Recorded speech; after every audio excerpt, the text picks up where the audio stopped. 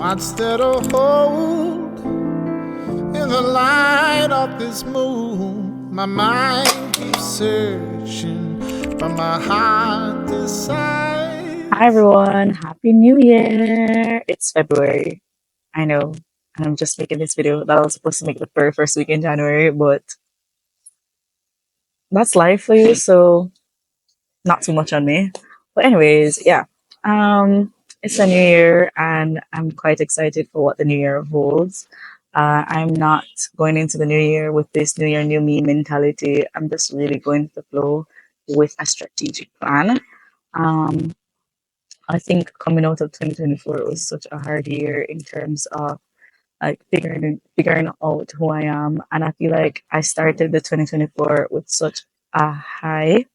And you guys saw the videos that I posted, and then at the end of the year, I was really struggling to post or struggle with my faith per se. And not because didn't believe that Jesus was like Lord and King still, it was just more so I became very numb and it was just very hard to come on here and proclaim the gospel or talk about things that was going on in my life because it just felt like I never ending cycle of trying and working and things working out and then it isn't anymore. But that's life. And this page is all about shared experiences and learning and growing pains, honestly. So, I have to like stop and really give myself the opportunity to talk about the things that I'm going through and who knows, it can help somebody. Nonetheless, that is not what I'm here for. So it's a new year. I hope everybody has their resolutions and they're kicking off the year with a bang. And if not, I just want to say it is okay. And that's really what I want to talk about. You didn't have a great year last year.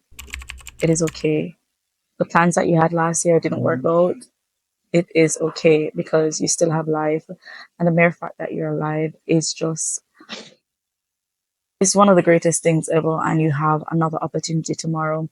And I think when you are so hell bent on being ambitious or being successful, a lot of times we get so caught up in the hustle. We don't remember to live our lives. We don't remember to just be in the present. And I just want to tell somebody it is okay. I think that's a constant reminder of the what God kept telling me um, from September to December is that you wanted to do a lot of things and you see the year ending and it's not happening, it is okay. Like you had to go through certain things in order to be the person that you are today. And nonetheless, you shouldn't feel terrible or disappointed or depressed. I know a lot of people started the new year depressed because last year did not work out the way how they wanted it to. And again, it is okay. I know it's such a cliche thing to say, but I think understanding that it is okay and deciding to make a change for the new year is the most important thing. And that's how I'm looking at it. I think something that we need to also really put into perspective is when you take the time to really sit back and reflect, you realize that you did do a lot of things last year. You might not have done the grand things, but the small things add up to big things. And sometimes you just really have to bask in the moment and just realize that great things happened. Because when I take a look at last year, I might not have done the grand things that I've wanted to do, but I did a lot of things last year and I had a lot of firsts last year as well. And I think I was in a state of happiness and emptiness at the same time where, yes, I was happy or I am happy, but at the same time, I just felt so empty inside because I wasn't accomplishing the bigger things, the big picture, but more so the smaller steps. And I'm so grateful I have friends who can stop me and be like, hey, you did a lot. Relax, take a chill pill, or the memories in your phone or the small accomplishments. So many things that I did last year, I did not remember until I was doing like a 2024 recap. I was like, this was this year. This was this year. Like, I did not remember anything about that. So you really just have to take the time out to stop and appreciate the small moments that you have in life because at the end of the day, this is the one life that you have to live. And you don't want to just keep chasing a high and then when you're 30 or 40, you can't recall any happy moments. Like I even saw, I don't remember if it was a video or a picture. I think it was a tweet maybe, and the girl said that she did an interview, and the interview was just like, okay, overachiever, okay, tell me three happy moments that you had this year. She couldn't recall anything memorable because she spent so much of her time just chasing the bag, chasing everything, and there's nothing to recall, no moments of happiness.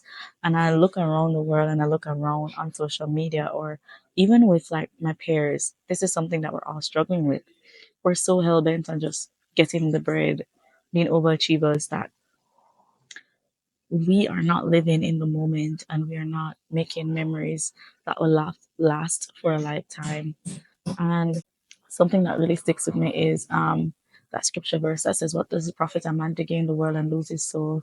And there's a time I just felt like I was just losing my soul, meaning like the life out of me was so drained because I was just focused on everything else but what was most important. And as a young Christian, we love to say, oh, I put my trust in God or I have faith in God. Um, I believe in God. But at the same time, I was living on my own understanding. And that brought me so much unhappiness because I thought I was allowing God to lead me when in reality, I was doing my own thing and then praying and asking God to bless it. And that's not how God works because we serve a jealous God and He's the author of our lives and He knows exactly what we need and want in our lives. So if it's not according to His will, it's gonna be hard.